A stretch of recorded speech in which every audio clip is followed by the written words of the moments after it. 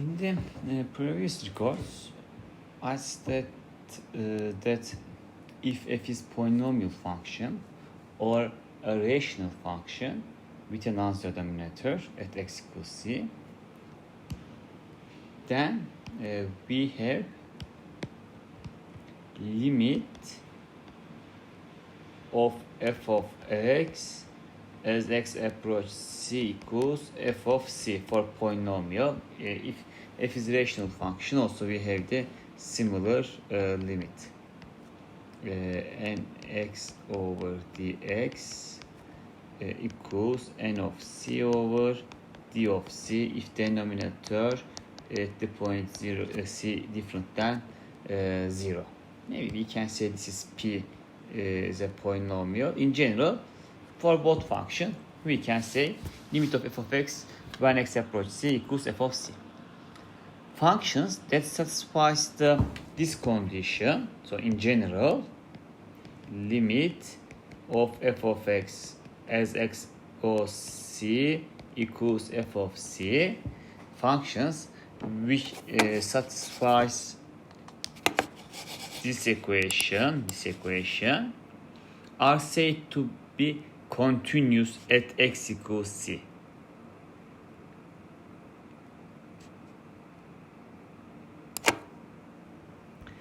Understanding of this concept, continuity concept, is essential for sketching and analyzing graphs. We will also see that continuity properties provide a simple and efficient method for solving inequalities in this section. Okay, by making sign chart, etc., you will see we will need this type of inequalities. By comparing the following graphs, let's continue. The graph of the function f of x equals x plus 2. This is the f of x equals x plus 2. And the second one,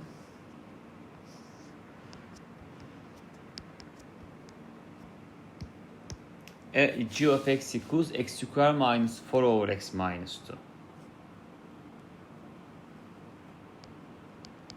You can consider these both graphs are the same.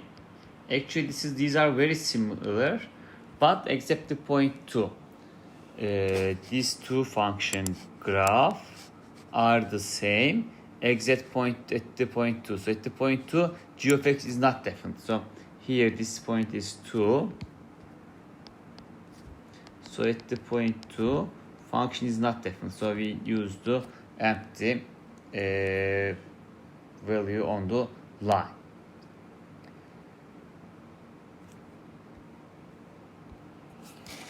The second graph, right hand side graph, has a hole here. So informally, we cannot sketch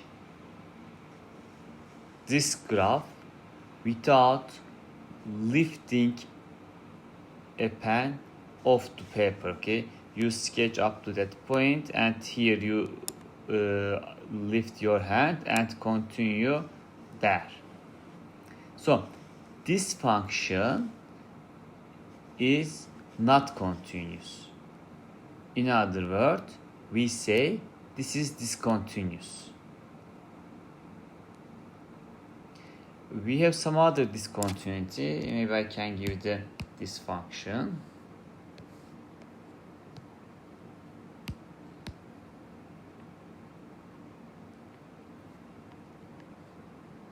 This is absolute value of the x over x function. We have already sketched in the some records.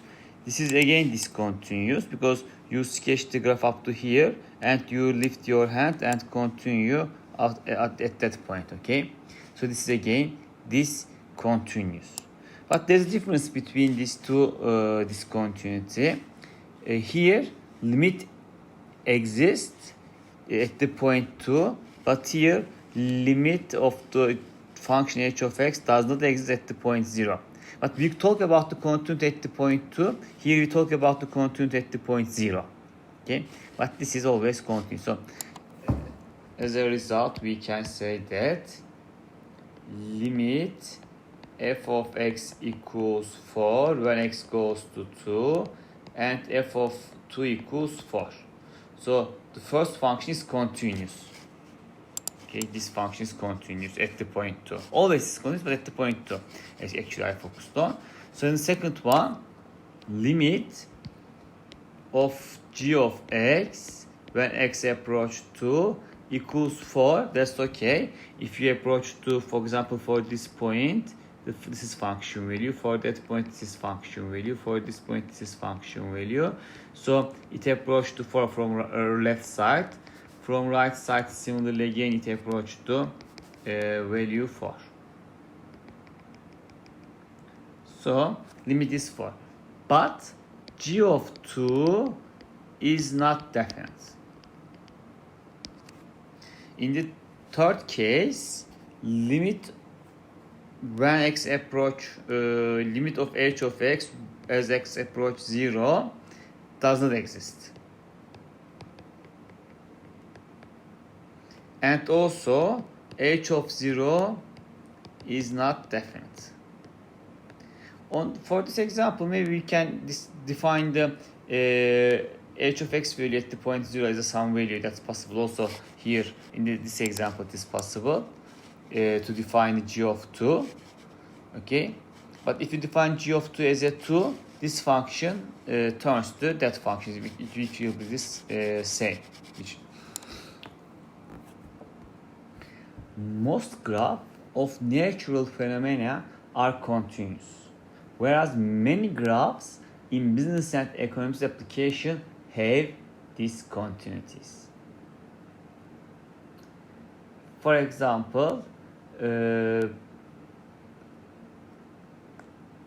temperature, okay, after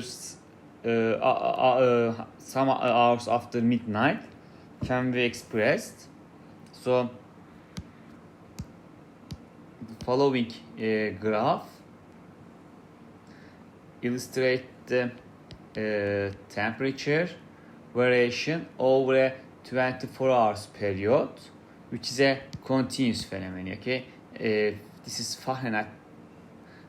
Your textbook gives the Fahrenheit example. Let's write the degree example. For example, at the midnight, this is 18 degree. So it is decreasing until the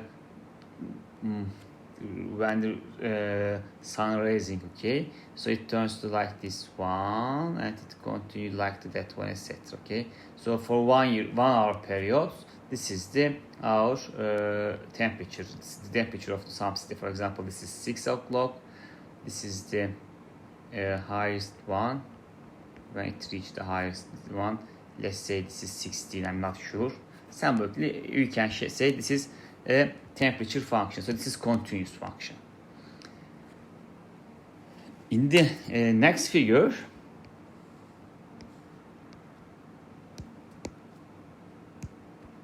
here, this figure illustrates warehouse inventory over a week period. Okay, you see this continuous phenomenon. So this is the day, this is the quantity of the product. So this is the number. Let's write number of items. In the first example, this is temperature, and the x-axis is hours after midnight, and here x-axis in second example, days after the first of the week. Okay, so in the first week, for example, this is the half of the first week. For example, the inventory number is 150. I don't know, symbolic I show that. So this is the one, and we have the sum product. We receive the sum product. So the number of the items will be, let's say, 500. and some product sold out, so it will be this one. Okay, so symbolically I show that according to the situations it can be this graph can be sketched. Okay, so this is the inventory graph for the some item. So this graph is discontinuous. Here it is not continuous. Without raising your hand, it's not possible to sketch this graph. So this is discontinuous function.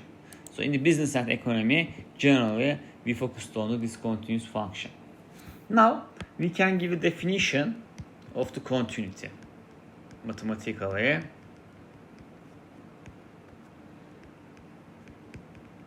Continuity. A function f is continuous at the point x equals c if, first of all, limit have to be exist. Limit of the f of x as x approaches c exists. Secondly, f of c is definite. Maybe you can say that exists. And third one is limit of f of x as x approaches c is the same f of c. So if this trio hold, actually we focus on third one, because if this does not exist, you cannot mention the equality. So if this does not exist, again you cannot mention the equality. So first of all, both of them are both of them exist, and they have to be same. So this is continuity at the point C. Okay, this is the important point. Continuity at the point C.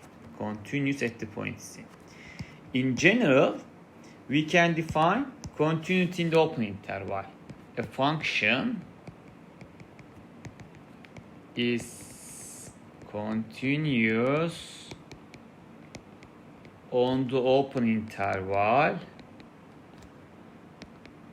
a comma b if it is actually here this is not the two tables, this is the interval. Okay, it's open interval a b if it is continuous at each point on the interval, on the AB interval. If it is continuous for all real number, just we say f is continuous. Okay. And if the function is not continuous at some point C, we say f is discontinuous. So if one of these three conditions fail, then we say the function f is discontinuous at the point x equals c.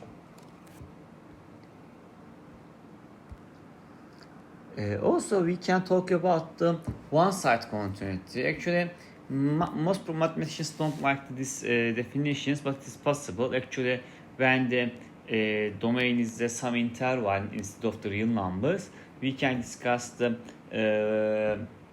left side continuity at the right side continuity at the left end point of the interval domain, and the left side continuity at the right end point of the domain we can talk about. Okay, so we can also talk about the one-sided continuity just as we talk about the one-sided limits. For example, a function is called to be continuous on the right as f is continuous on the right at x equals c. So if limit, right side limit, when limit of f of x as x approaches c from right hand side equals f of c. Okay, and if f is continuous on the left side, or we set the f is continuous on the left side, left at x equals c, if left limit of the f of x when x approach c from left side equals f of c. This is some special case. When we need, actually, let's look the following two examples. We know that the circle is not a function, but if you consider the upper part of the circle, unit circle for example, this is minus 1, 1. So f of x equals 1 minus x squared. So easily you can observe this is continuous. Without raising your hand, you can sketch this graph. So, but the domain is minus 1 to 1. So the domain of the f of x is the closed interval minus 1 and 1. So at the point minus 1, you can talk about the right continuity. So here f is continuous on the right at x equals minus 1. F is continuous on the right at x equals minus 1, and f is continuous on the left, from left side of the 1 at x equals 1. Why? Because limit when x approach minus 1 from right hand side, you cannot calculate the limit of the f of x when x approach minus 1 left side because it is not in the domain.